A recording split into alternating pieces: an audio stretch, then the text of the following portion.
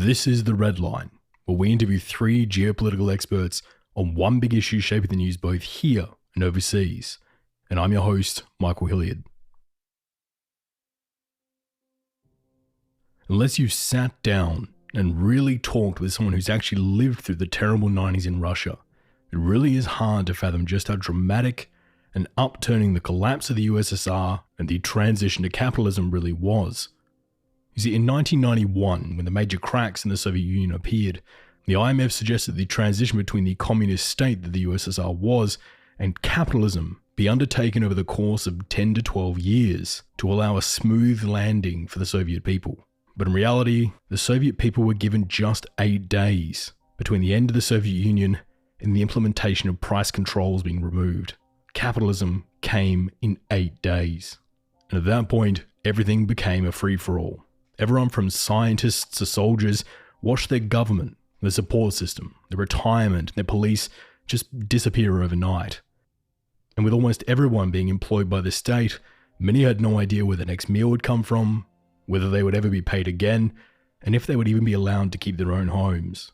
So naturally, with desperation driving their decision-making, and with the authorities already beginning to do the same, people began looting and stealing from their workplaces. In a way, taking home a last paycheck. As the saying from the time goes, everything that wasn't bolted down was stolen, and if it was bolted down, they came back later that day with a wrench.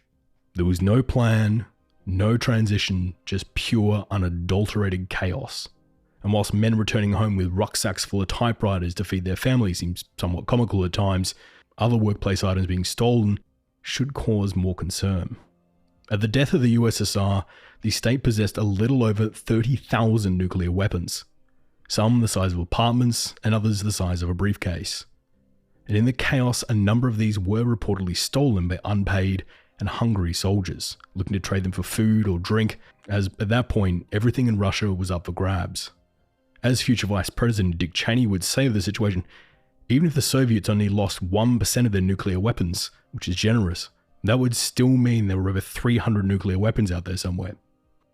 And whilst most of these weapons were found, Lieutenant General Alexander Ivanovich Lebed stated that there were at least 84 suitcase-sized nuclear weapons that were unaccounted for, each of which capable of killing up to 100,000 people.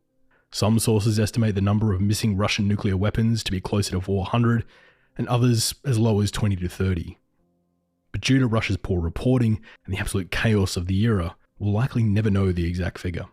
And that was just the beginning of the nuclear headache, as on top of the nuclear weapons, the Russian state also lost track of nuclear fuel, nuclear materials, and nuclear waste from its many, many nuclear power plants, in addition to a whole bunch of chemical weapons as well, but that's a story for another episode. So that's where we were sitting, with an estimated 100 nuclear weapons scattered across Russia, Belarus, Ukraine, and Kazakhstan, unknown amounts of nuclear material floating around, and a state that couldn't even guarantee bread making its way to the shelf in charge of refining all these weapons. The very definition of a nightmare scenario. But that was 30 years ago. And if there were so many lying around and people looking to sell them, then why haven't we seen these weapons used yet? Why was 9/11 carried out using passenger planes rather than a series of nuclear warheads? It raises more questions. So where did these nuclear warheads go? And is it still possible to be able to buy them on the black market today? Well, that's the question we're going to be answering. And to help us understand the chaos of the Soviet collapse, we turn to our first guest. Part 1. A Suitcase Full of Terror.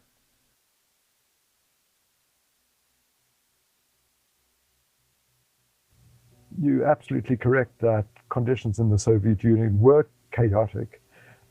It suddenly disintegrated from a single massive state or even an empire into a large central unit, Russia, of course, and then the satellites seceded in short order. Probably the most important ones from our perspective were Ukraine, Belarus, and Kazakhstan, because they all had Russian nuclear weapons on their territory. And at the time of the dissolution of the Soviet Union, they in fact maintained physical control and possession of those weapons. We could have seen 3 brand new nuclear states leaping out of the ruins of the USSR. Robin M. Frost is a professor at the University of Ottawa, specializing in national defense and nuclear weapons. He's also a former intelligence analyst for the Privy Council and Department of Defense for Canada. has worked for the US government, and has published a number of highly regarded papers on the threats and use of nuclear weapons by terrorists and non-state actors, particularly focusing on the post-Soviet period. And we're thrilled to have him on the program today.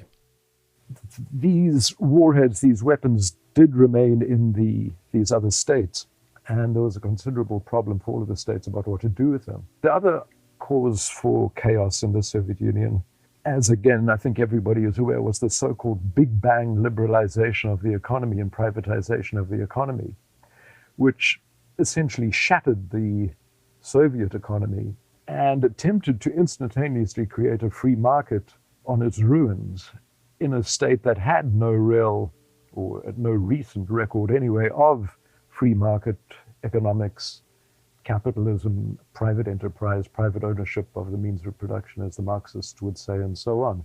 And so for several years, the Soviet Union was a real mess. And this did affect the Soviet military.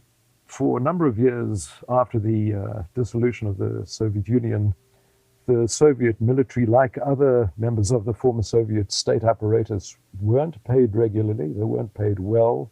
There were even said to be shortages of food among the soldiers. And there was also throughout society a corresponding rise in criminality, and this may have also affected, well, I'm sure it certainly did affect soldiers and veterans. The standards around nuclear safety did dramatically change between the Soviet Union and the Russian Federation, though. You see, during the USSR, large nuclear facilities that created and built these kind of weapons were often a part of secret cities.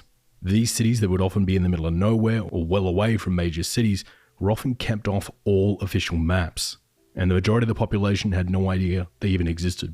Any roads toward these cities would be guarded by Russian troops, and the people inside them would live, work, go to school, and raise their family inside these cities that were often made for purpose. To give you an example of one of these cities, City 40, which was located about 2 hours south of Yekaterinburg, contained the facility of Mayak, better known as the Plutonium Palace, one of the largest plutonium facilities in all of the USSR. The facility was so secure and secret that most of the residents of Yekaterinburg had no idea it even existed until the fall of the USSR. But that was then. These days, whilst yes, it still does have a large amount of plutonium and enriched uranium inside, and yes, still houses nuclear warheads, the security situation, though, is very different. The facility these days is well known to the general public, and you can drive there straight from Yekaterinburg quite easily. The vetting to get into this city is nowhere near as tight, with reports now that even unvetted workers from Central Asia and abroad are often hired on temporary contracts to clean and do menial tasks around the facility. We spoke to a number of great journalists who've been doing work around this area, observing tasks and traveling to the facility. As part of this story, these journalists were observing and interviewing workers and overseers at the facility, with our sources telling us that during operation there can be as little as 30 armed guards around the facility, and that the Russian army's response time to reinforce in the event of a terrorist attack is likely as high as 3 hours. Something slightly concerning when the Kazakh border is only 4 hours away and the Caspian Sea is only 1,200 miles to the south. These journalists also traveled to the facility to observe blatant safety violations, like workers being parked outside of the chain link fence around the facility and the workers simply entering the facility through a hole in the side of the fence. When asked why the workers would do that, they told our source that the main gate had a radiation detector, and if they eat the fish or had gone swimming in the nearby lakes, that they would often set off the radiation detectors, which would lead to a bunch of paperwork and staying behind. So most of the workers use the holes in the fences to come in and out of the facility to avoid setting off the detectors. Putting aside the horror of the fact that the detectors are being set off by the radiation in the lake, this is one of the better known Russian facilities of its kind, and the reports are that even further out facilities, or facilities that are less known to the general public, are in similar or even worse states of disrepair. So my question to you is, do you think that this is a worry for the international community, and these kinds of treasure troves of nuclear materials and weapons being kept in such poor conditions become a sort of soft target for terrorists and bad actors? Yeah, I would say in general that there's a realistic concern, and I said so in my paper.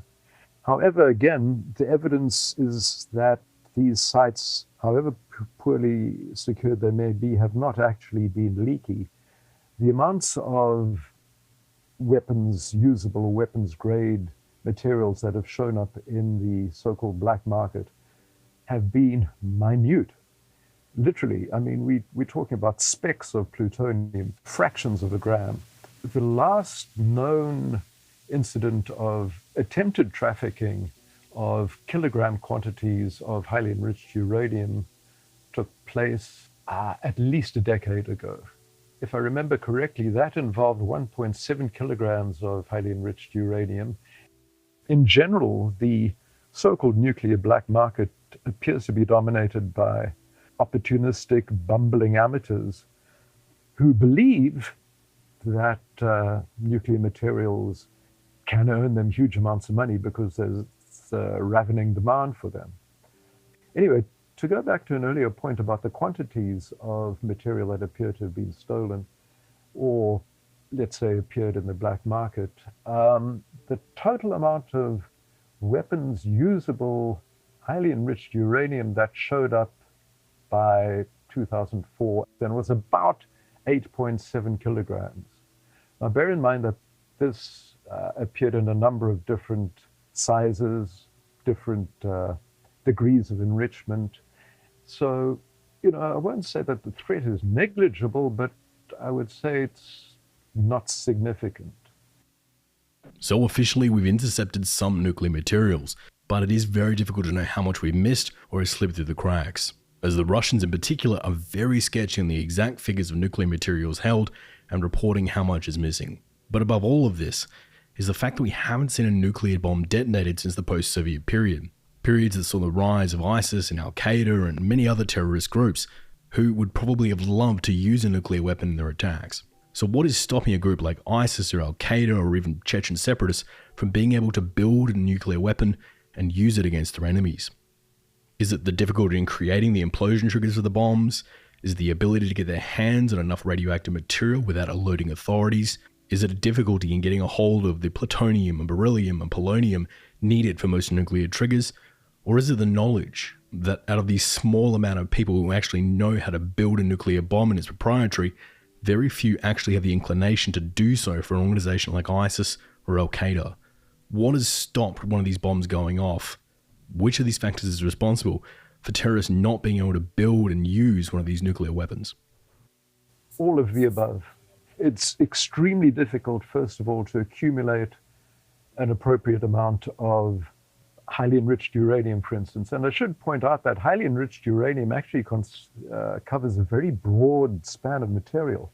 Anything enriched to over 20% of uranium to 90+% is considered highly enriched, and over about 23%, I think, is considered weapons usable. But it's only 90% and above enriched uranium, in other words, it contains 90% more of uranium-235, is actually considered weapons grade. The important figure for enriched uranium is something called the bare crit. In other words, it's the minimum amount of the solid material, the solid metal, that can be made to go critical. To go critical means that it will start and sustain a chain reaction. And under certain circumstances, you can have a runaway instantaneous chain reaction, which leads to a nuclear explosion. Now, the critical mass, the bare crit of the bare sphere of U-235 at normal density is about 47 kilograms. For plutonium-239, the critical mass is about 10 kilograms. There are ways of reducing the critical mass necessary for a bomb, and they may be feasible for, quote, terrorists, unquote, but nonetheless, it does require some sophistication. Now, that we're talking about highly enriched weapons-grade uranium of about 90+%. Lower enrichment grades, which are still called highly enriched uranium, in other words, grades above 20%, require hugely more amounts of material. The bare crit for 50% enriched uranium is about 160 kilograms. For 20% enriched uranium, which is the lowest grade, as I've said, still considered highly enriched, it would be 800 kilograms.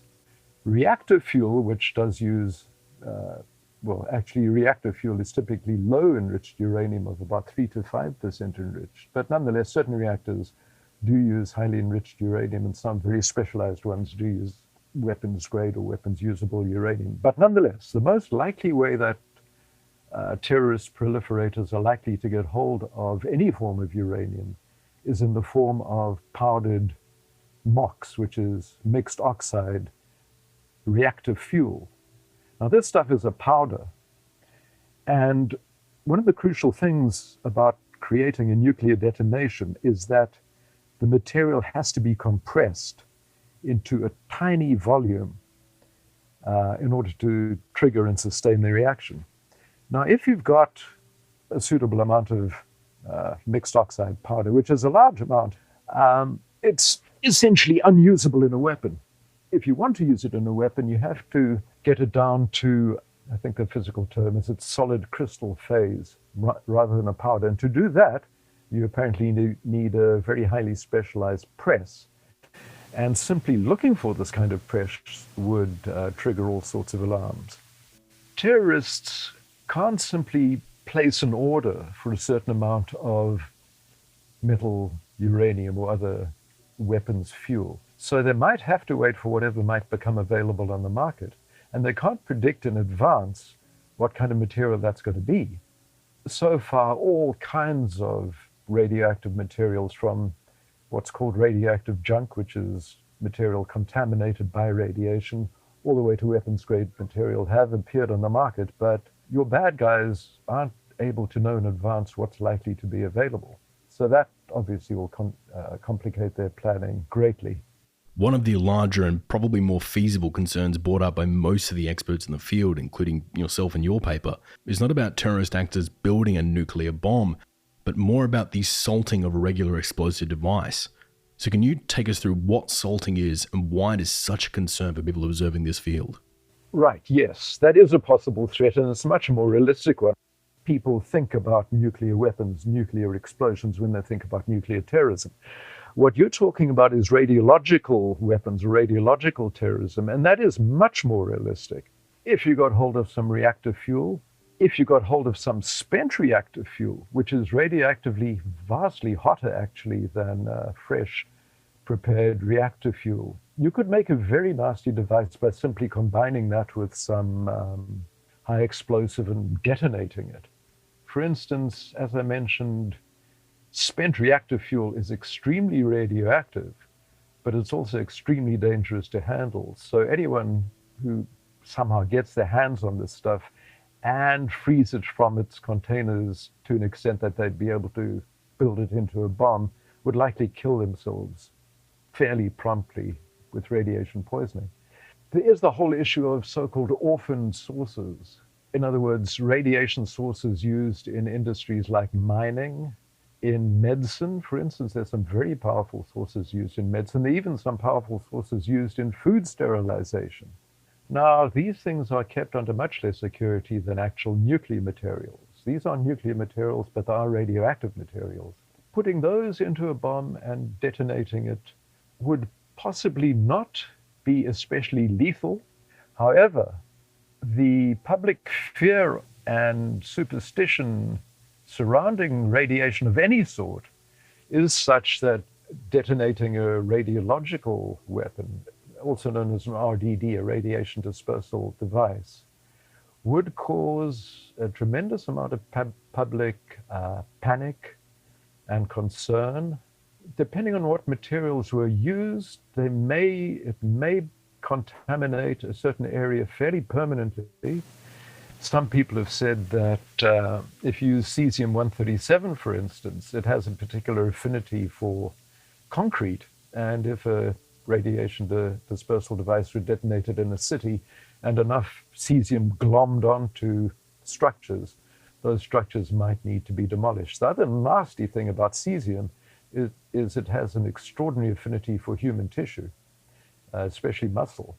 So any exposure to cesium is extremely dangerous. You may have heard of the Goiânia incident in Brazil, where somebody got hold of a more or less abandoned radiation therapy device that had been bought for a hospital but not used and effectively abandoned. And somebody wanted to sell this thing for scrap. So they got it open and broke it open, which required a lot of force, and dug a screwdriver into it and eventually freed some of this wonderful blue sparkly powder. and spread it around the place. The guy's daughter, I think, was probably the most contaminated because she loved this blue sparkly stuff and put it in her hair and on her skin, and she died a horrible death of radiation poisoning. And several other people died of radiation poisoning. The immediate area had to be demolished. Thousands of tons of topsoil had to be removed and sequestrated somewhere along with the remains of the houses. To get back to your point, if somebody were able to get hold of some cesium or cobalt-60 or something else, managed to handle it safely enough that they didn't kill themselves in the process, put it into a bomb and detonate it, yes, that could be very nasty indeed.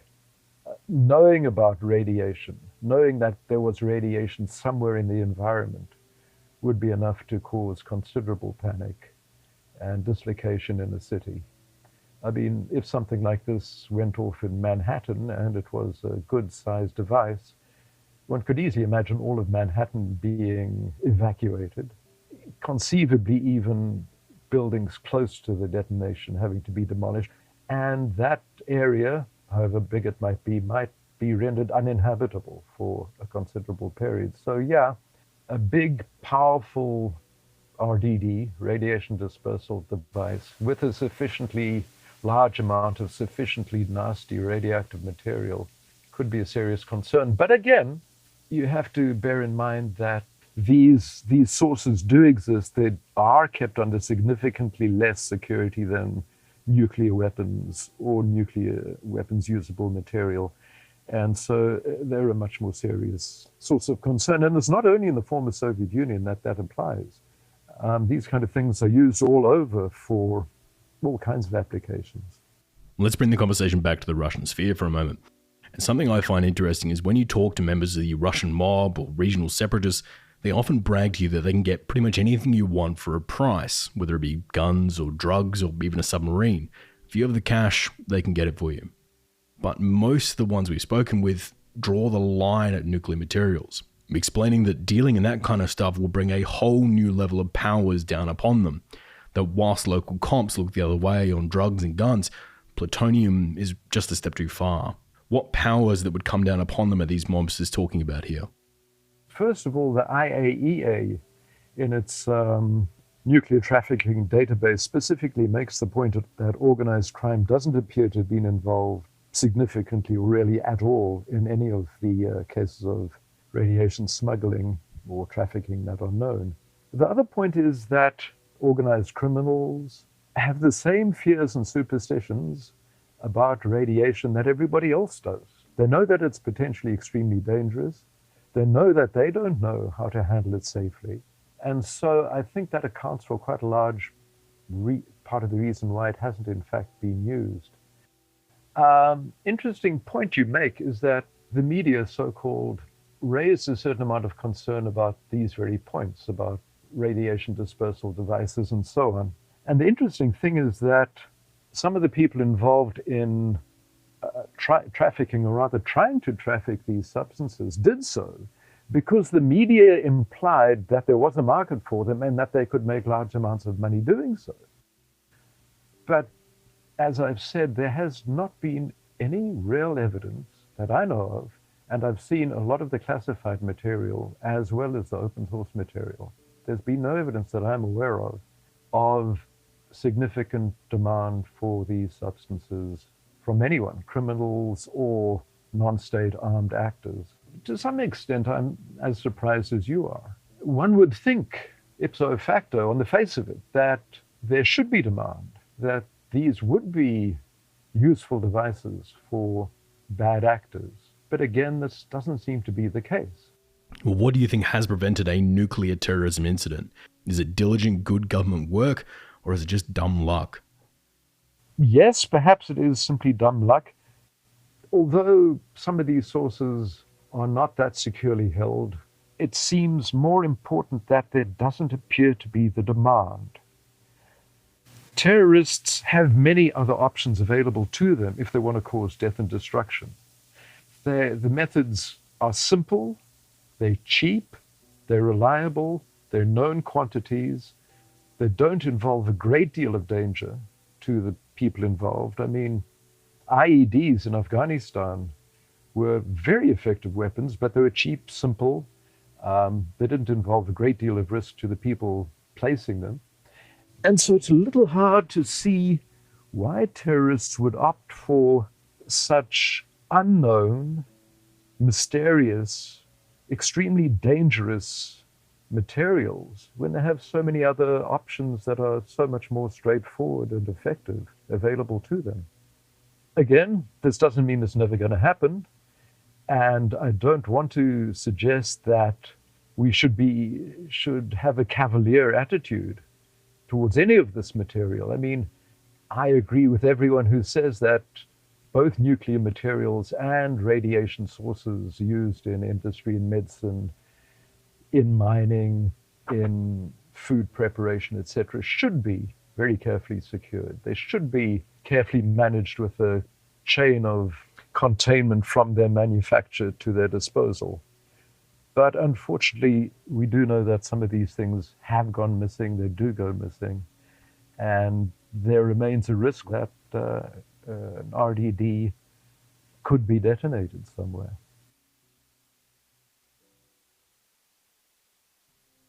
For now at least, nuclear weapons seem to be a low priority for most organised crime.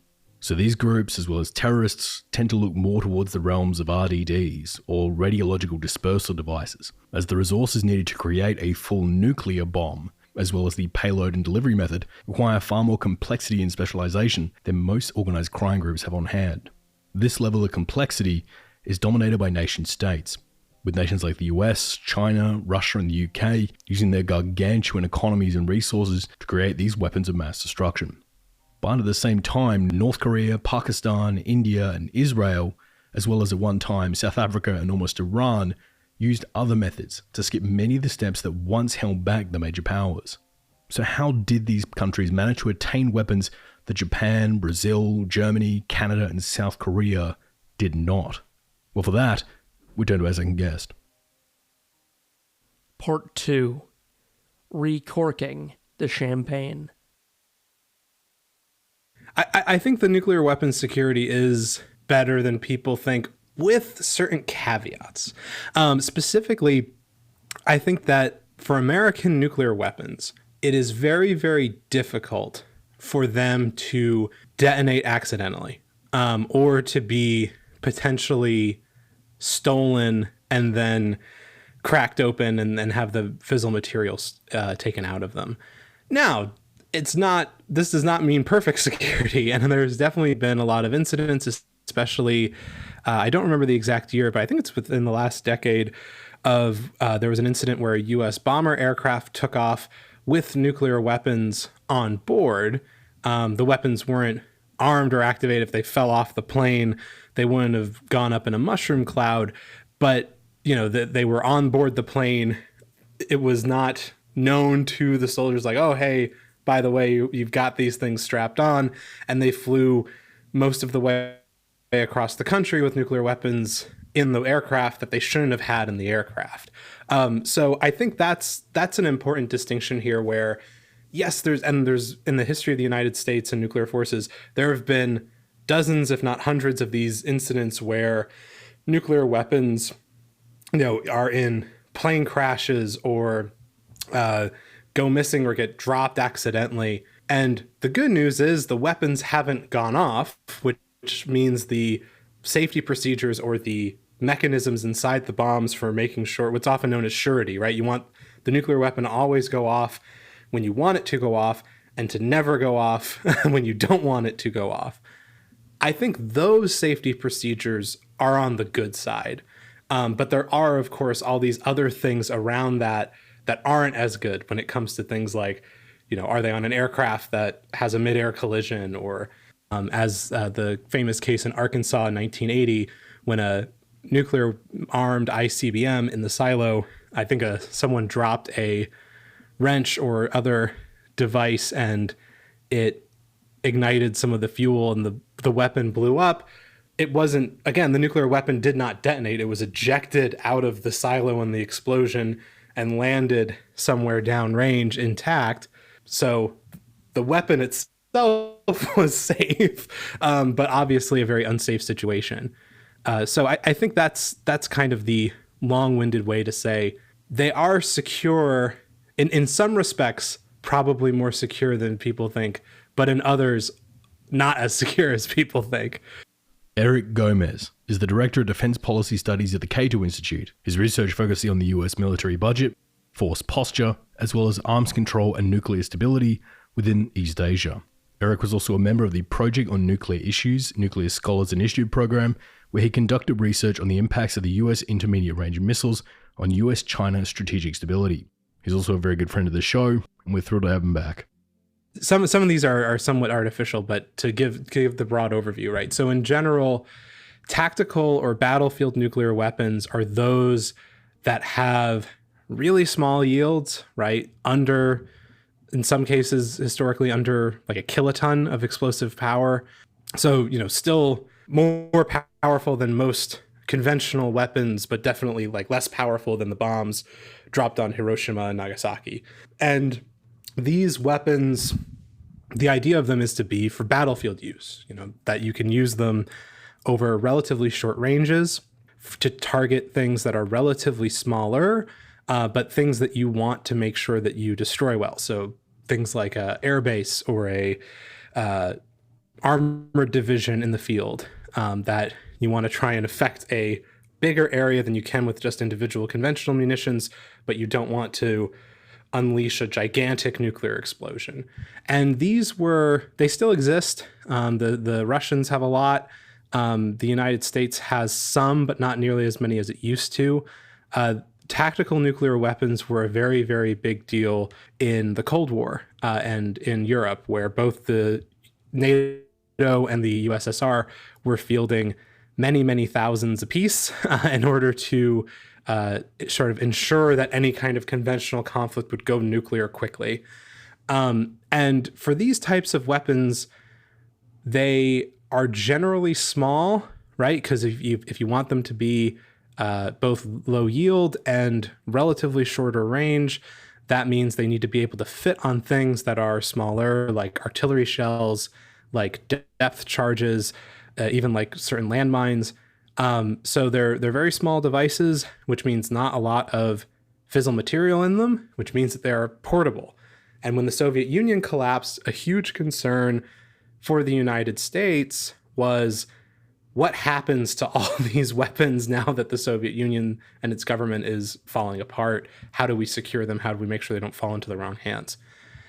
And the last part about this is because they're for battlefield use, they are often deployed forward with units in the field. They're with a military unit which is armed. So if you want to try and steal these things, you have to overpower, active forces that are in the field and sort of prepared and ready for an armed conflict.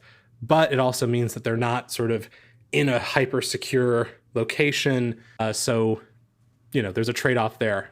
In one respect, they might be more secure, but in another less.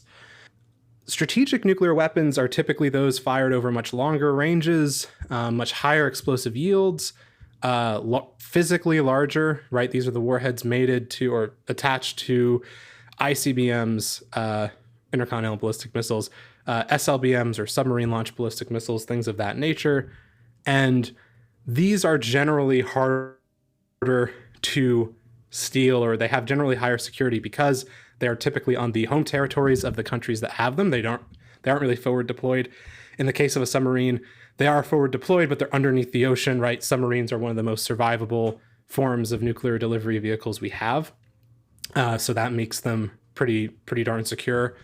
And when you have them on your home territory, you have more intelligence assets, geographic space to work with. So those weapons are typically easier to secure. And then MIRVs, you mentioned, those are multiple independently targeting reentry vehicles. Those are multiple warheads that can be fitted onto one individual missile. But again, I think the strategic and tactical distinction applies. MIRVs are typically not put on forward deployed tactical weapons. They are more for strategic use, which means based usually away from the forward edge of a battle area, which helps you improve security somewhat. So those are some of the big picture distinctions. A final point on this is that at least in the United States nuclear arsenal, and I think also in the Russian one, there are things inside some of these nuclear weapons themselves called permissive action links, or PALs. And these are just, in the movies, right, when it's like a code you need to enter to arm the weapon, that's kind of the idea. And so the idea being that you don't walk around with the weapons fully armed on a day in and day out basis. And part of using them is having that code handy to enter and then launch. Now, I know that PALs are on a lot of the strategic nuclear forces. I am less certain of if they were put on tactical units, right? Because if you have an artillery shell, trying to input a code every time you want to fire that artillery shell with a nuclear warhead inside, probably not the most convenient thing if that is the goal. When you look at the countries that possess nuclear weapons, the main suspects are all up there, whether it be the US or Russia or China. But how do countries like North Korea or Pakistan, which aren't exactly economic powerhouses, how are they attaining nuclear weapons?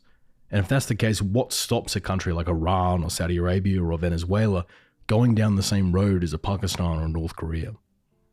There's a few different mechanisms, right? So for a lot of countries that are strategic allies or have defense commitments from the United States, the U.S. has often argued that the defense commitment itself is an important part of them not going nuclear, right? If the United States is committed to the defense of, say, South Korea, say, Japan, Germany, NATO, etc., then that security guarantee is the thing that helps prevent the need for those countries to have a nuclear weapon. That is one line of a common line of argument or rationale for the U.S. alliance systems in the world, right? By having these things, you kind of depress demand for those countries to develop nukes. Another aspect here, another factor is nuclear weapons are tough to build. Yes, countries that are otherwise rather poor have built them, like North Korea, but nuclear weapons require a lot of infrastructure, right? Because you need to have you need to have supplies of fissile material. You need to have facilities for not only mining things like uranium, but also milling it, processing it. If you want to have enriching it, if you want to have plutonium, you need to have a reactor to run the enriched uranium through so it becomes plutonium. And then you need facilities to reprocess the plutonium. So it's something that's hard to hide, right?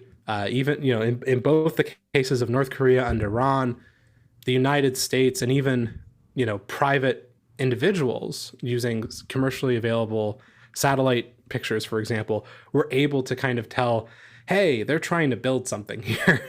And that gives you enough lead time to so the science itself isn't necessarily super complex. It's relatively well known at this point. However, the infrastructure investment is big, and it's also relatively easy to detect. And so that early detection allows for a lot of time for countries to impose economic sanctions, potentially take military action, or do things to prevent the weapon from becoming a full-on reality. And so I think those sets of factors are a big reason why most countries don't have nukes, or that, and there's been cases where South Korea and Taiwan have had nascent secret nuclear programs that were detected by the U.S. Intelligence community, and the United States put a lot of pressure on those countries to get them to stop. So it's one of those things where the United States in particular is very, very sensitive to proliferation risk, and it will, has a lot of resources at play to both detect early and to put pressure on to stop. You mentioned like sort of private actors developing nuclear weapons. Similar story to the infrastructure piece, right? Like even if, say, a Jeff Bezos or an Elon Musk woke up tomorrow and said, hey, I really want a nuclear weapon, it would take a lot of infrastructure, it would take a lot of time, and it would be fairly easy to detect and stop. Well, how specialized is the knowledge on how to create or manufacture a nuclear weapon? Are we talking thousands of people would know, or just a very select handful of very, very specialized people? If someone did have all the raw materials available to them, how hard would it be to find someone who could help you manufacture a nuclear weapon? Well, having all the raw materials is the hard part, because, like I said, this is often, to make a full-on nuclear weapon, this is a very resource-intensive thing. My hunch is that the science behind the basics is relatively easy to grasp, but then having all of the things you need to construct something that actually works well, even at like the sort of dirty bomb level, is such that it's not something that is super easy to make happen. And oftentimes, like for anything, like a nuclear weapon itself, right? For the North Koreans, they have, you have to mine the stuff, you have to enrich it, you have to run it through reactors to get plutonium, you have to separate the plutonium in a chemical process, you have to have manufacturing facilities to put the warheads together. It's a big enterprise. And even for something like a dirty bomb, once you secure the fissile material, which is tough because you first have to find some and either get someone to sell it to you, or get someone to or steal it, which there's plenty of issues with nuclear material security. This isn't something that is as simple as I go down to my local black market, grab a suitcase full of little plutonium discs, and just waltz out of there. I think that the reality of this is somewhere in between this could never ever happen anyway, so don't worry about it, and always be freaking out about it all the time. Well, rather than building an indigenous nuclear program, why not just buy a single or a few nuclear weapons? And here I'm referring to missing nuclear weapons, better known as broken arrows. As it currently stands, the United States admits to around 32 broken arrows, with up to 36 depending on your sources, and the Russians reportedly have somewhere between 200 and 400 nuclear weapons unaccounted for. So where have the majority of these ended up? And with the majority of the Russian weapons going missing between the collapse of the USSR and the beginning of the Russian Republic over 30 years ago, would they still be usable today? When it comes to the material itself, an important thing here, right, is half-lives and the degradation of the materials. The plutonium and the uranium have relatively long half-lives, but there's other components of the weapon, such as like the conventional explosive and the for anything that's a two-stage like tritium, that have much shorter shelf lives. And so if the weapons have those types of materials in them, and those materials aren't being updated and maintained properly, then they can, wear out faster and affect the quality of the weapon. So that's one thing to consider, right? If even if there are X many number of missing Soviet nuclear weapons, if they had, Soviet Union collapsed a little over 30 years ago. So I imagine a lot of those components that aren't, something that has a longer half-life are already starting to degrade and lose some of their effectiveness. Now that still means that they're a little bit dangerous, but it definitely means that like some of it's eroding. And especially for something like you mentioned a suitcase weapon, especially for something that's smaller, right? Smaller weapon means smaller amount of fissile material, which means, the half-lives are still on the same mark, but if you have a lot less material to start as your starting point to work with, then I think any potential degradation becomes greater in terms of the overall share of it, right? Like if I have, if you just have a smaller amount of something, I think that the ravages of time are felt more acutely. Yeah, for those reasons, I think that, or where they are in terms of on a black market somewhere or whatnot. Again, it's been a long time since the end of the Soviet Union. There are plenty of terrorist groups out there. There are plenty of people who I'm sure would love to get their hands on something like this. And the fact that it hasn't happened in that long of a time probably comes down to a bit of luck. It's been a while. It's been a long time. And that gives things time to improve, but also means that if you haven't seen it, yes, there's luck involved, but it probably isn't only luck. So we have a situation where the Russian nuclear facilities are being wildly mismanaged. There are somewhere in the hundreds of missing weapons and nuclear materials, and a lot of people are shrugging their shoulders, asking why hasn't this become catastrophic yet? Some would point to the fact that fortunately there are trained professionals at the highest levels of our government, all working tirelessly to secure these most devastating of weapons, protected under layers and layers of physical and digital protections. Or so you think. As wherever there's security, there's also people working out how to get around that security. So in all honesty, how strong and secure are the US and Russian nuclear weapons? Well, to answer that, we turn to our third guest. Part 3. A fortified castle with a broken screen door. The security is as good as the people that are securing it. If those people make mistakes, if they leave stuff vulnerable, then the security automatically, becomes worse, more insecure. Foeke Postma works as a researcher and trainer at the award-winning investigative journalist outfit Bellingcat. Foeke has a background in conflict analysis and resolution, and a particular interest in military and security issues. Foeke has written a number of fantastic articles showing the human flaws in NATO and Russia's military security. And we're thrilled to have him on the show today. And that's what we've, especially with Bellingcat, have seen time and time again, that even from organizations, whether it's governmental or military, where you have a very high degree of expectations, where you think, okay, they know what they're doing, they know what's at stake, and you expect them to have to be fully professional and have a high level of expertise about how they treat certain systems. You're always dealing with people, and people tend to make mistakes. And the same goes for the storage of nuclear weapons.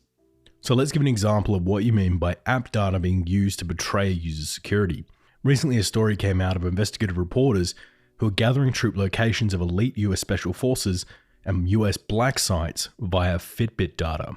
The Fitbit data was available for purchase as per the app's user agreement, and was able to show things like perfect squares being run time and time again in the middle of the Afghan, Syrian, and Iraqi deserts. What these ended up locating were US black sites in the areas, and these squares were the running paths of soldiers exercising around the perimeter of the base. Individual users could also be tracked back to their homes, where additional data could be collected, names found, and tied to units. So can you take us through how metadata often gives away things like this without the user suspecting?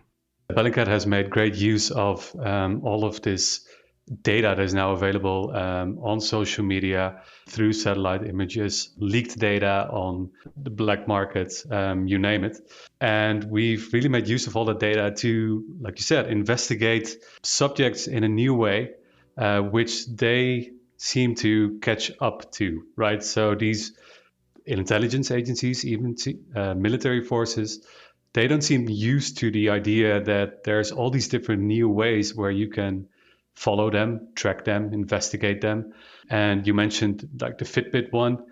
That's a very interesting one, right? Where you use fitness data of all these users and map out not just where they are running, but also find specific users who are, for example, taking a trip through the green zone in Baghdad, maybe serve at a base or near Kabul, and then you can trace them back to their front door, basically somewhere in a state in the United States. So that's just one app. There's so many apps out there that all collect data, and if you analyze the data in a specific way, you might find some very interesting stuff about those people who are using it. So this data is acquired mostly from black and grey markets, with individuals like generals, celebrities, soldiers, and whatnot being sold at a premium. So where do you buy this data from, and who are the ones actually selling it?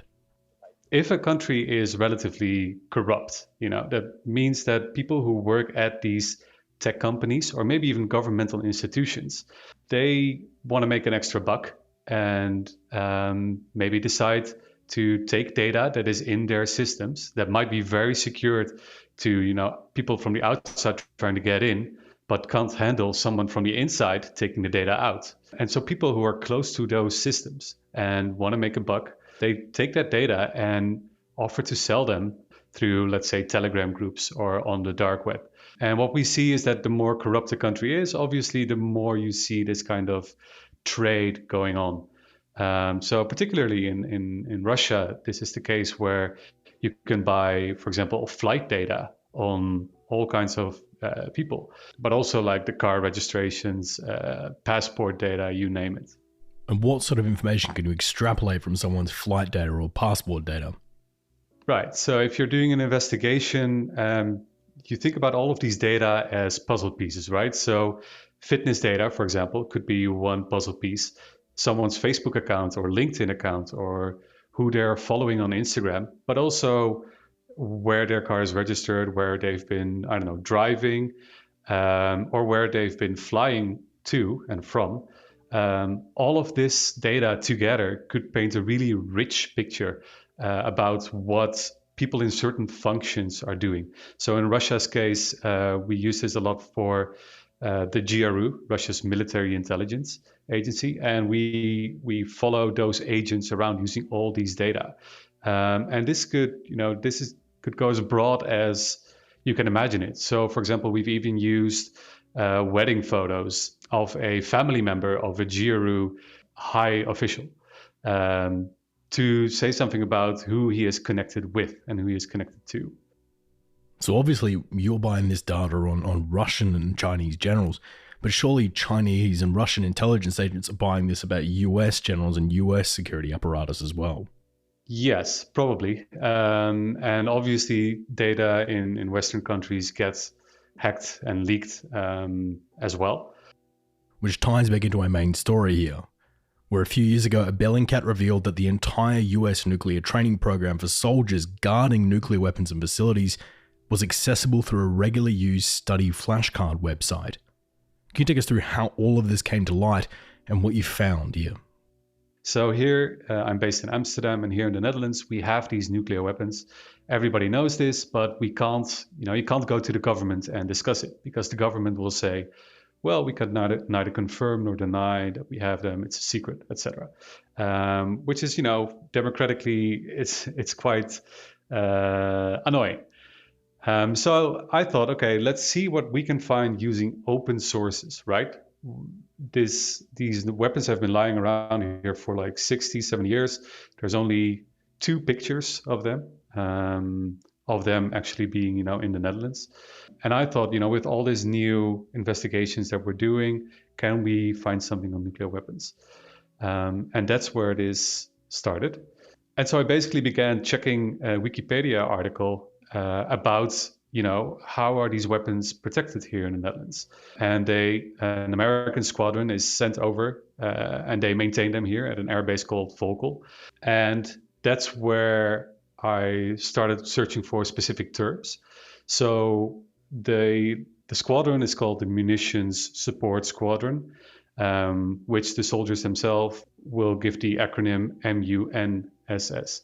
And I'm saying soldiers, I should already correct myself because they're airmen. But anyway, using that specific terminology, if you then use those words and names and phrases that these airmen themselves would use, you find the data that they create, the footprints that they leave online. And that's how you start tracking them, right? So you take that MUNSS, their acronym for their own squadron, and you search for it, for example, on Facebook. And you find those people who are part of that squadron refer to themselves. They use it to describe group pictures. They make groups, Facebook groups for their own squadron. And then you come across all these individuals, right? Those people who are actually on the ground doing the work, protecting these weapons. And that's how the ball gets rolling. Using these keywords, I eventually came across flashcard websites. So sites like Quizlet, Cram, check. Those websites are made to help you study for exams. And that's what these soldiers were doing as well. They're being sent overseas. They need to learn stuff about the base they're protecting, about their new job, protecting nuclear weapons, maintaining them. And they had to study. And apparently they downloaded apps like Quizlet and started filling in the stuff that they needed to learn. Not realizing that the apps, which are free, sync to a website, Quizlet.com, which again is being indexed by Google. So for example, they would write down how many WS3 volts are there on Volkel. Now, if you're just searching for nuclear weapons Volkel, you would never come across this flashcard set.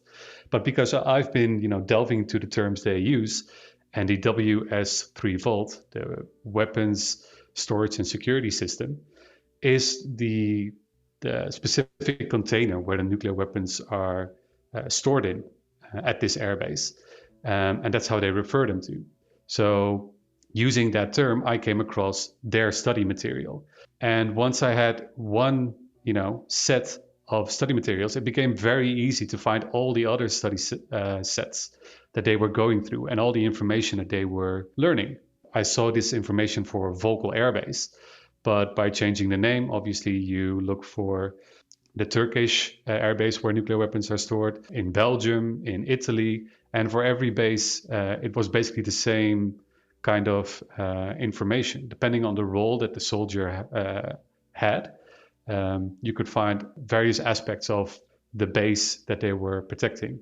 So the information that they were studying included, broadly anything from how many inches can you move the barbed wire at the outside of the base before an alarm goes off, to where are the keys stored to access vaults.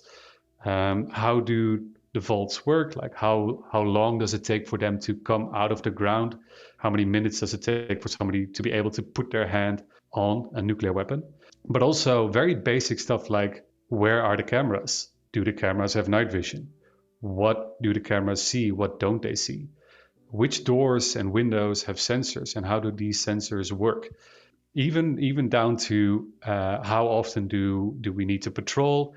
What weapons do we carry, and even how many bullets, and what kind of equipment? So virtually everything they needed to learn, right, was available in these sets, which makes sense because that's what they had to study. And if you've come across this data, you'd imagine that other countries or other bad actors might also have stumbled across this data as well. That's what you'd expect. But with Bellingcat, we've, time and time again, we've been surprised by how bad governments can be at this kind of stuff. And maybe it's because senior people are not used to, the things you can do with the internet. Maybe they lack some sort of dedicated unit that scours the internet for this kind of information. But the oldest set I could find was from, I think, 2016 from top of my head. And the latest was from a couple of months ago at the time. So that very old set was still available. And as I was searching, almost you saw new information, being added. So it didn't seem as if anyone was aware that this was happening, at least not in Western countries. So as good as the security is on these nuclear facilities, it's the people running them that always seem to be the weak point. So can you give us another example of where food delivery apps, for instance, have been used to deliver food onto these bases, bypassing security, and as well as provided even more information to people like yourself who are mining that data? So yeah, no, the food apps, we definitely written about, food delivery apps. And again, it's, another puzzle piece in the puzzle that we create of data connecting to each other and creating a very, rich picture of what you're investigating. And something as simple as food having delivered to your base makes for a very interesting investigating angle, because it allows you to see when people are where. Usually they'll come attached with an address, a phone number, a name, and obviously a bit of their location when they change the delivery address to say have this food delivered to this base at this time. So yeah, the food apps is simply another interesting angle to investigate with. Yeah. Obviously, these have quite heavy national security implications. So how are governments trying to solve this problem? Right. So we've seen governments try to get around these data leaks, if you can call them that. So, for example, after we did a story about Strava and then Polar, the fitness apps that allowed people to find the addresses of intelligence people and soldiers, they banned fitness apps from work phones, right?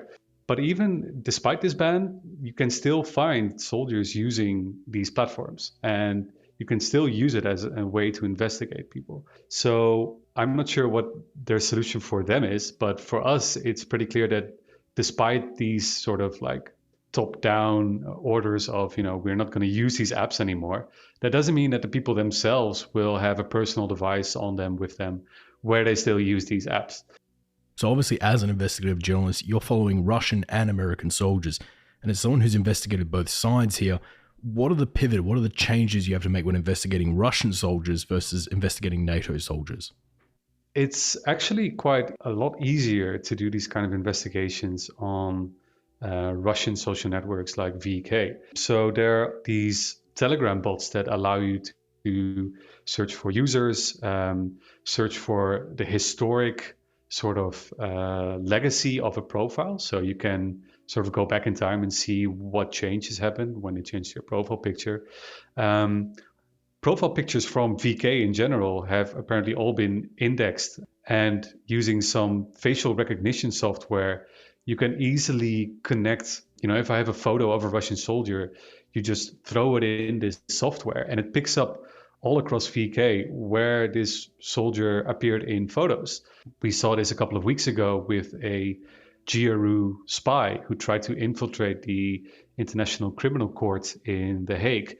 He spent at least 8 years making and developing a legend, a fake sort of legacy or life to convince people he was someone else, sort of Brazilian guy he presented himself. But with this facial recognition, you could find pictures of him in uniform as a Russian soldier based in Russia. So if you or somebody were looking to track down a specific nuclear commander or see if he's moving to a new location or where his strategic nuclear unit might be, along with the transportable nuclear weapons that would likely be with him, how would you go about that? Right. So you would first check for location-based signals. So is anyone uploading from a specific base or in the vicinity of a specific base? Can we find maybe certain groups on VK, but also OK? OK.ru is sort of an old classmates social network. And what you often see is that people who went to the same military school also, connect there. Which makes mapping out these military networks quite easy. And so you start digging up profiles that are of interest to you and use fake profiles, for example, to befriend them and see what they are sharing on their social media profiles. Now you can combine this with the data sets that we mentioned earlier, where you search for leaked data, like phone numbers, passport details, and see where they are flying to or where their car is registered.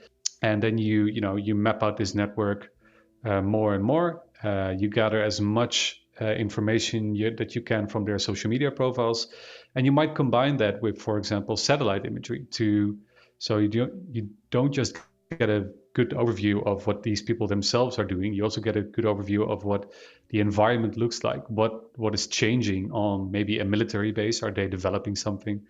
Are they preparing, are they setting up all these launchers, for example, or developing new buildings on a base, maybe a new runway? So combining all of these puzzle pieces to what you can pivot to, obviously.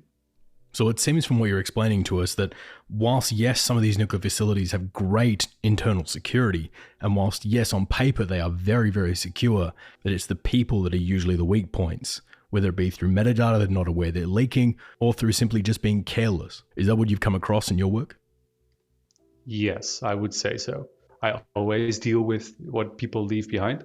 But what people are leaving behind is really shocking. Even, you find leaked data of a GRU higher up, right? So someone in the Russian military intelligence that really should know a bit about security. And you see that they changed their password, let's say their first name, 1990, and the password got leaked. And then you see that they changed their password to first name, 1991. And then it got leaked again, and then they changed their password to first name 1992. That's what we see time and time again. So this basics of password security, some people can't even get that right. Let alone all these privacy settings that these apps have. They might not even be aware of what people like us can do. Even the Russian spy that was caught a couple of weeks ago, he was actively sharing Bellingcat articles about how we caught other Russian spies on his Twitter account. So he should know the kind of investigations that we do and how we can track these people around. And even his, legacy, his online footprint was very easy to figure out. Like all the steps he took, where he went, all the way back to that picture of him as a Russian soldier eventually. So I'm not sure what it is that people need to learn or to know, but I sleep well at night knowing that I'll still be able to do these investigations tomorrow and also next week, because people seem to continue to make these mistakes, even if they are aware of what we can do. Do you think organized crime is also aware of these kind of tactics, that they can use them to get connected with people who might work in a Russian nuclear facility or might have access to unguarded plutonium at some point and make direct connections with them? Do you think organized crime also uses these same techniques? Definitely. So it's open sources, and anyone can do the same what we journalists do, but then use the same data for nefarious purposes. They could easily, find bad stuff on people, because that's what we can come across as well, like sort of the stuff people do online that they don't want other people to find out about. And they could use it to blackmail people, for example, into getting information or who knows what, right? I mean, what we do when we come across these breaches of security that took place across all these military bases is we alert NATO and the US Air Force and the respective governments. But you can imagine that if somebody else would have found that had bad intentions, they could easily, use that kind of information to maybe blackmail someone, saying that, hey, I found all this information through your profile. If you're not going to do this or that for me, I'm going to leak this to your boss, and you're going to get, you could say goodbye to that promotion, or you could demote it or whatever, That's just one example of what could happen. That's not difficult to imagine.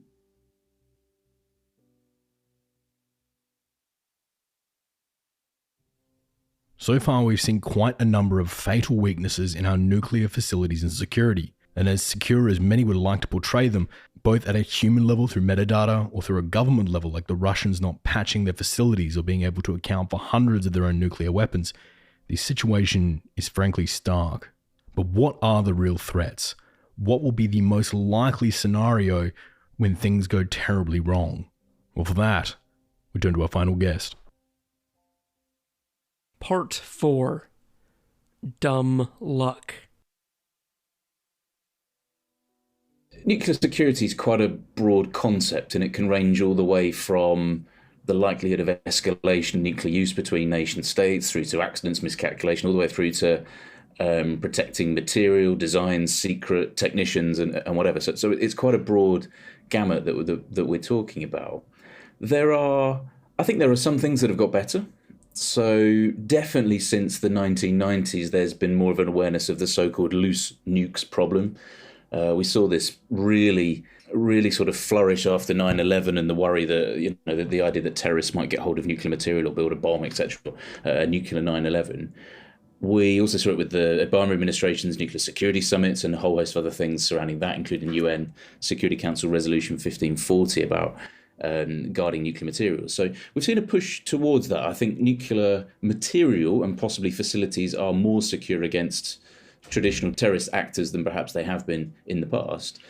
But at the same time, I think a number of new challenges have emerged as well. And one of them is to do with cybersecurity, and that may be the cybersecurity of command and control infrastructure, of weapons, of delivery systems, but also of the facilities that house and manage nuclear materials as well. So we have got better, or at least most actors in this realm have got better. There's been a recognition that this is important and global concerted efforts to do so. But this shouldn't be a pat on the back moment, because I think the threat is constantly evolving and changing.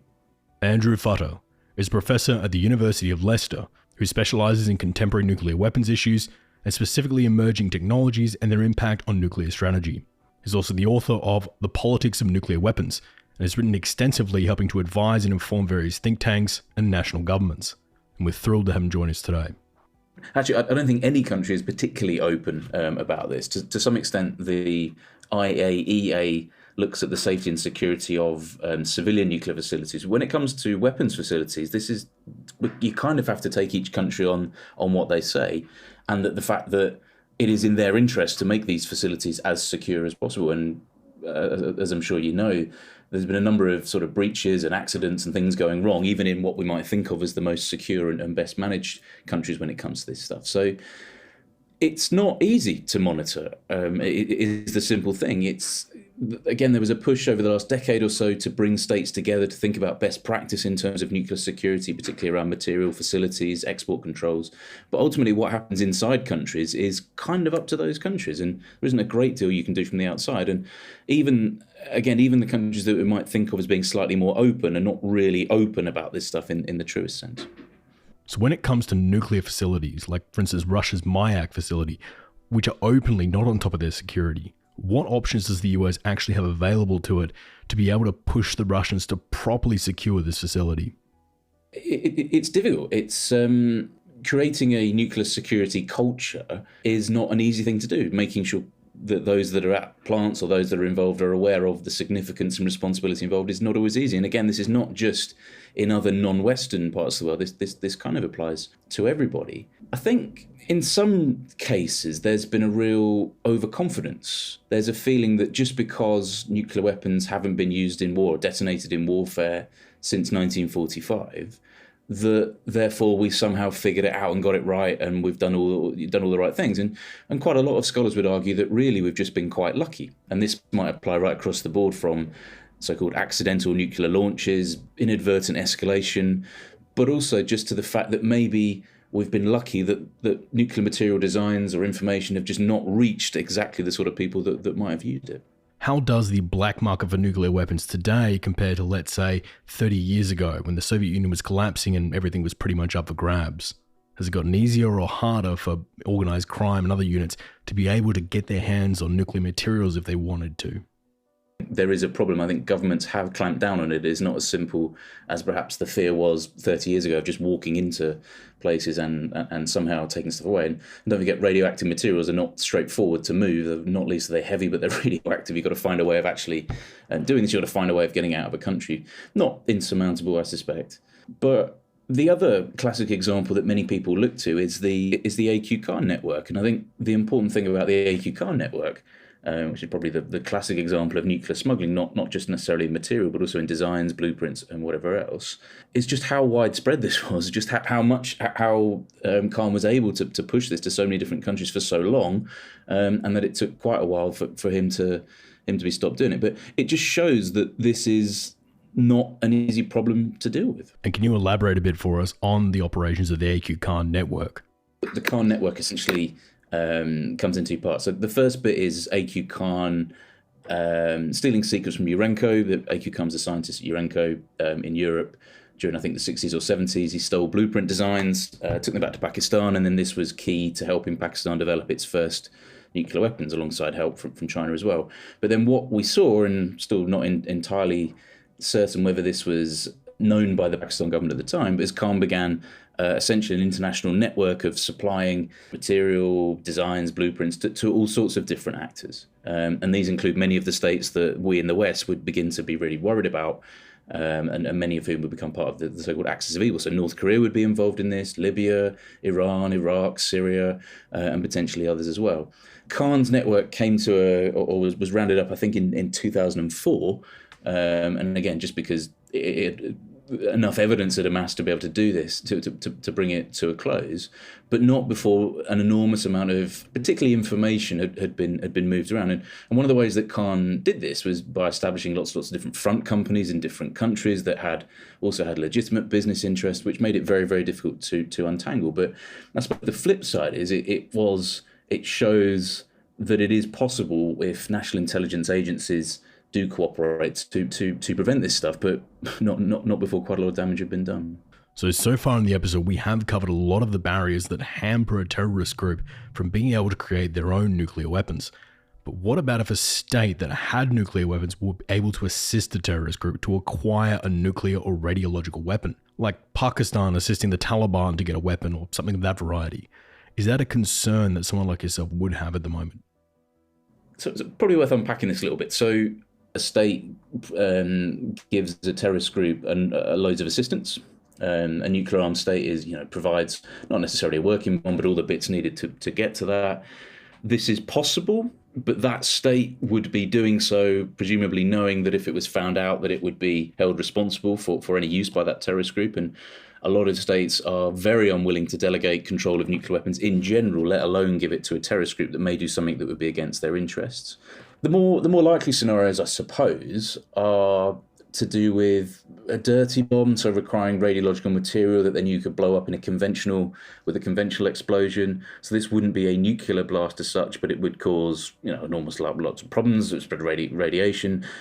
Probably not really a weapon of mass destruction, but something that could do a lot of very nasty things. It's conceivable, I suppose, that a terrorist group could cobble together enough stuff to build a very, very rudimentary bomb and put it in the back of a shipping container or something like this. And that was one of the big fears of the 90s and 2000s. Again, it's not straightforward to do this, to get the material, two, to have the people that can do this, albeit a gun-type uranium bomb would be fairly, at least scientifically, fairly simple. So if you're saying this state is likely to be blamed for supplying terrorists with nuclear materials, are there worries about false attributions? An example of China, for instance, giving nuclear materials to Iranian terrorists to use on the United States in the hopes of drawing the United States into a disastrous war with the Iranians. How hard is it to properly trace back nuclear materials from where they originated or where they were enriched? Yeah, so it's a really good question. So to the best of my knowledge, the fissile material would have its own kind of mark on it. So you would probably be able to figure out where it had come from. Is it possible someone could do this in a false flag attack? Possibly. It's a pretty massive gamble to do this. If you could trace where the fissile material came from, you can possibly date it and things like that. So you may get the forensics into it, you may well give you a very good idea of where it had come from. And then if you had any suspicions that material had been stolen or transferred around that time, and it kind of goes back again to why states have to be so careful about securing their fissile material and making sure they know where it is. And if governments, particularly looking at Russia and China here, have lost or are missing nuclear material, are they likely to report that to overseeing agencies or try and find it themselves without raising any alarms? This isn't something that you'd want to publicise because it would just looks bad. And to the best of my knowledge, other than a few instances that we know of where nuclear weapons have been lost or accidents have happened with nuclear weapons, even that has been material that's been found out through other sources, or it's because there's such a long time has passed and records have become available. So these things aren't, as far as I'm aware, just aren't generally made public. And if you take North Korea as a good example, I mean, not much stuff at all is made public in North Korea or internationally, and I can't imagine losing fissile material would be something that they would want to own up to or say, albeit for the reasons you just said, there might actually be some benefits in doing so. So if a state like Venezuela, as an example, is worried about an imminent US invasion and feel, like North Korea, that possessing nuclear weapons would deter the US from ever invading them, would a state like Venezuela be more likely to try and go down the road of North Korea and build a nuclear program on its own, or simply approach some of the very shady arms dealers in Bulgaria or Pakistan in hopes of purchasing a few nuclear weapons off the shelf as a deterrent? It kind of depends what it is you're trying to achieve. If you just want something that can go bang and you're not too worried about how you're going to deliver it, then potentially there are some other options. And it's interesting you sort of use the example of having a nuclear weapon to deter aggression against your state. Well, there's a question mark about whether just having one or two very rudimentary bombs would do that. The whole point of deterrence, or one of the points of deterrence, is showing that you're capable of inflicting a certain amount of damage, that you have both the intention and capability of doing so. And that means that you need to have a capable command and control system, which means that you can order the use of that weapon. You need to find a way of delivering it to the target that you want to hit. And if that's Venezuela, and let's say you want to hit Washington, that means you need to probably have long-range missile to make it credible. And of course, the whole point of a deterrent effect is being able to show somebody else that you've got something, that you have something that you could use. And by showing it and highlighting it, it means potentially it's vulnerable to being attacked. So the argument of just having 2 or 3 things that would go bang that are the size of shipping containers is, yeah, that gives you a nuclear capability, but it doesn't necessarily give you a nuclear deterrent unless you can operationalize it and use it. What has tended to happen in the past with the states that have acquired nuclear weapons, South Africa's a bit of a brackets one with this, but is that they've conducted an overt nuclear weapons test to show everybody else, well, for one reason, to show other states or other countries or other people that they have this capability. So yes, it's possible in theory that a country could acquire something, but the value of that would be fairly limited. If it went, and in this case, if Venezuela, and I don't have any reason to suspect that Venezuela would want to do this or has any intentions to do this, it is easier if you have control of, if you have a sophisticated civilian nuclear infrastructure, but it does require you to have control of at least some parts of the nuclear fuel cycle, either to enrich uranium or to reprocess plutonium. So you would need to have a certain capability in the civilian sector to give you if you like, a launch pad into weaponizing. And this is kind of where states like Japan, to a certain extent Brazil, and some others are at the moment, and of course where Iran may be going towards. Elaborating a bit here on the delivery method, and let's talk about North Korea here for a second as an example. The North Koreans have been working for a very long time developing long-range rockets in the hope of being able to hit the United States with them to deliver a nuclear payload. But these rockets do risk being shot down or spotted on radar, or, especially in the case of the North Korean program, missing their intended target, some of these missiles having very large margins of error. So why don't states like North Korea instead choose to threaten to simply move a nuclear weapon into the US via either the drug smuggling tunnels in the south, or simply put it into a random shipping container destined for a large port city like Los Angeles? Or once inside the United States, put it in the back of a truck, park it down the road from the White House, and just detonate it. Surely that reduces warning time and ensures they'll hit the target. So why the focus on missiles being the delivery method rather than trying to just get it into the US for detonation? I think the key thing with missiles is that they provide a sort of a level of certainty.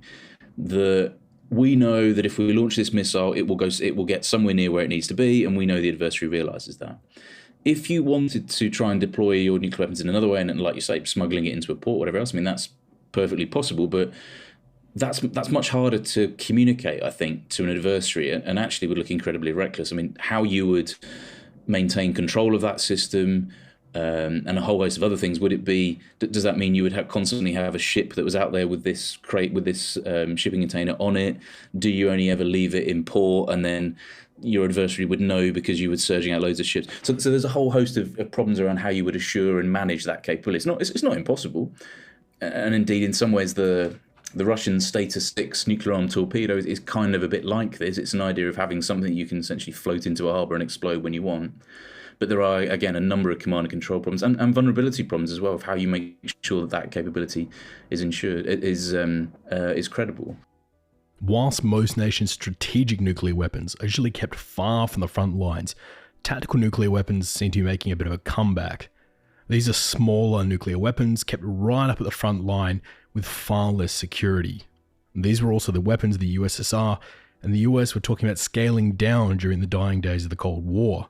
But now a number of nations, particularly India and Pakistan, are beginning to put more stock into these as crucial parts of their defense. Islamabad would argue that in the event of an invasion in Pakistan by India, the Indians would only need to gain 180 kilometers worth of territory before they were able to reach the Sahawa Gap, a small opening in the mountains that would act as a choke point before an invasion of Islamabad. Some Pakistani officials and generals are already arguing that tactical weapons could be used to drop on their own territory over crucial choke points like this gap to irradiate the area and serve as area denial against the Indians. That by irradiating and denying this gap, it would buy Pakistan extra crucial days to be able to prepare the defences of Islamabad. So I bring this up and pose this as a question to you for two reasons. One, do you think that tactical, much smaller weapons, these same kind of weapons that went missing much more easily during the collapse of the USSR, are coming back into vogue with modern armies, and that this increases the risk of nuclear weapons falling into wrong hands? And two, out of curiosity, if Pakistan were to launch a nuclear weapon even against itself as a justified area denial move, would that uncork the champagne, so to speak? And would both sides then see nuclear strikes against the other as simply inevitable? Nothing's automatic, but I think the feeling is the first use of nuclear weapons in any relationship, but that one in particular, would be incredibly escalatory.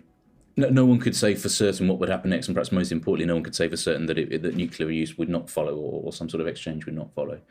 I think, and this is speaking to colleagues from India and Pakistan around some of these issues, that they're pretty clear that there's no such thing as a tactical use of nuclear weapons in South Asia. This is not the US and the Soviet Union. There is not miles and miles of ice or sea or whatever else between them. There are pretty major cities within pretty close proximity to each other. And now, of course, it depends an awful lot on the size of the weapon, how it's used, and a whole host of other things. But all you would need is the wind to be blowing in a particular direction. You might end up irradiating all your own troops. So there's a whole host of questions and problems around this that I'd be very concerned about. There does seem to be a broader reinterest in the use of tactical or battlefield nuclear weapons to plug certain gaps. They've never really gone away for the Russians. The Chinese are interested in it as part of area denial operations, potentially. Pakistan is very clear about forward deploying this type of capability for the reasons that you said. So this capability is kind of coming back rather than going. And indeed, the Trump administration and debates in the United States have said about whether different types of nuclear capability are used to deter at different levels, not just at the strategic level.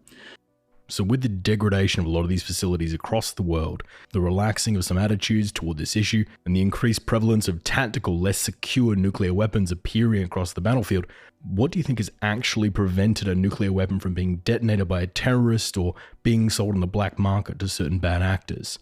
Is it good policy or is it dumb luck? The truth is we don't know. We have got better at securing nuclear material. We have got, I think, better at understanding safety and security of nuclear weapons, but by no means are these challenges have now been solved. New challenges have emerged, new ways that material or systems or weapons may be vulnerable have emerged. And I mean, I strongly believe this, that we sometimes have a bit too much overconfidence and we romanticize our nuclear past in that, oh, well, we must have done things right because X and Y haven't happened. And that really isn't kind of the case. I think luck has played a really, really important role in this. We clearly have placed lots of it. So there clearly have been international cooperation. There clearly have been a lot of brilliant things that have been done by various governments and organizations and probably intelligence agencies that we'll never know about.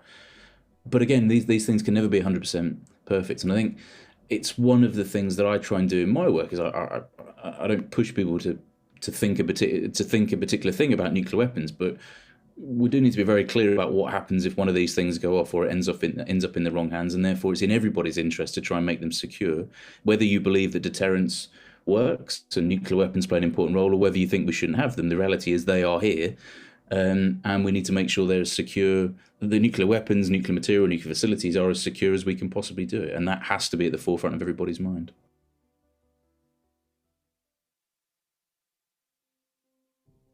Dumb luck seems to be one of the major factors keeping the world from a nuclear catastrophe. And for many, this is an issue that's drifted to the back of mind, along with other Cold War rhetoric. But there are many problems still here to be solved. Facilities like Mayak or Rozersk have terrible security.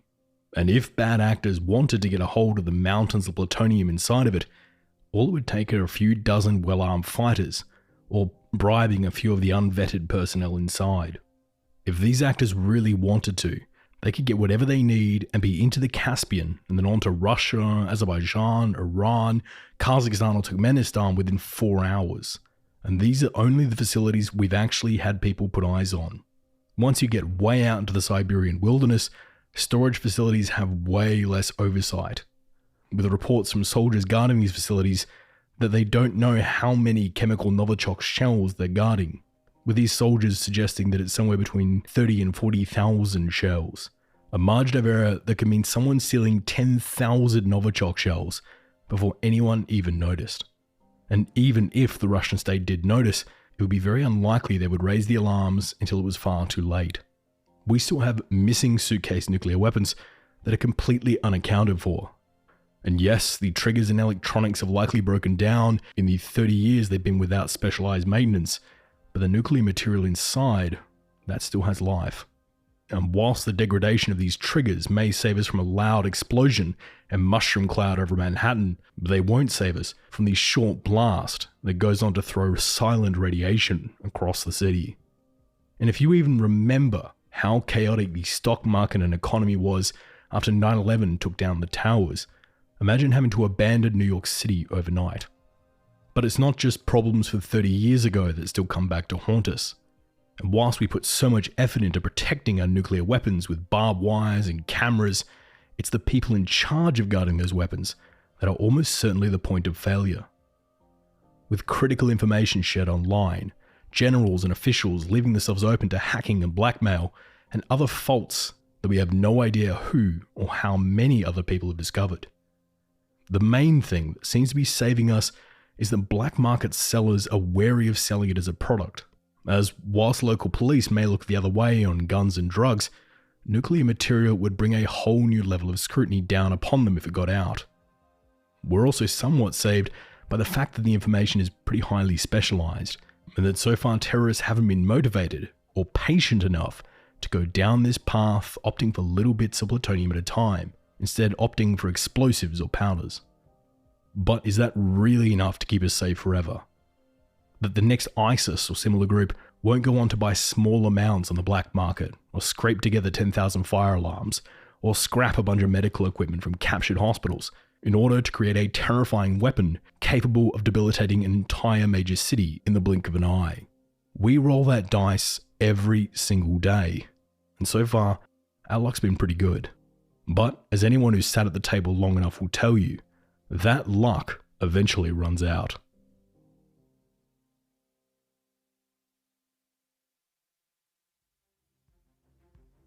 Thank you so much for tuning into the show this week. This has been an episode I've been pitching to the team for quite a while now, as this is a topic I've been working on for years now. And having worked and researched in this field for quite a while, I can tell you there's a whole bunch of extra nightmare fuel that simply didn't make the cut. All content for a future part 2. In any case, I really hope you enjoyed this piece, and let us know in the comments if you'd like to see more of these longer, more themed topic episodes. I do tend to read the comments, but if you want to connect with me directly and let us know right away your thoughts, you can find all of our links on Twitter, Reddit, Instagram, Facebook, Discord, and TikTok on the handle @TheRedLinePod. Or if you're keen to follow me on Twitter, I'm on the handle @MikeEliteOz. Oz is in Australia. This episode is dedicated to a friend of the show, Michael Oz Daly, who is the latest Patreon to increase his donation as of time of recording. This show is only possible with the support of our listeners who donate a small amount of money each month to help us keep the show going. Episodes like this that talk about cybersecurity would be almost perfect for a NordVPN sponsorship, but our Patreons allow us to stay independent, and allow us to not have to cave to advertisers and go after stories that frankly aren't particularly advertiser friendly. And as a bonus, prevents you from listening to me hawk promo codes. So if you feel you could spare a couple of dollars, we would greatly appreciate it. But for now, this episode on the nuclear black market is thanks to you, Michael Oz Daly. As usual, here are our 3 book recommendations. The first is The Politics of Nuclear Weapons by Andrew Futter, for a close look on how nations will likely use their nuclear arsenals. The second is America's Nuclear Crossroads, a forward-looking anthology by Eric Gomez, for a look at the future challenges around nuclear arsenals. And the third is Preventing Black Market Trade in Nuclear Technology by Matthew Bunn, for an analysis on just where our containment strategies seem to be failing. I want to give a big thanks to this week's guests, Robin M. Frost, Eric Gomez, Foeke Postma, and Andrew Futter. All of you were incredibly helpful with the research and writing for this piece, and we are very thankful to have you on this one. I also want to thank my staff, Wade McCarr, the producer, Perry Grace, Daniel Luzavella, Isaac Gibbs, Andrew Garbery, and Robbie Sutton, our research assistants and writers, Mark Spencer, a second voiceover artist, Jonah Gunn, our production assistant, Jamie Thano, our media director, Ross Crabtree, our media advisor, Francis Leach, our director of breaking news, Joe Hawthorne, our audio cleaner, Marissa Rafter, our videographer, and Nick Much, our field correspondent. If you ever wondered what the best possible team could look like, this is it, and I'm very thankful to have them on the show. The Red Line will be back in another fortnight. But until then, thank you for listening, and good night. The views and opinions expressed in this episode are solely those of Michael, our guests, and the Red Line podcast. They do not represent any government or organization and are solely our own. For more information, please visit theredlinepodcast.com.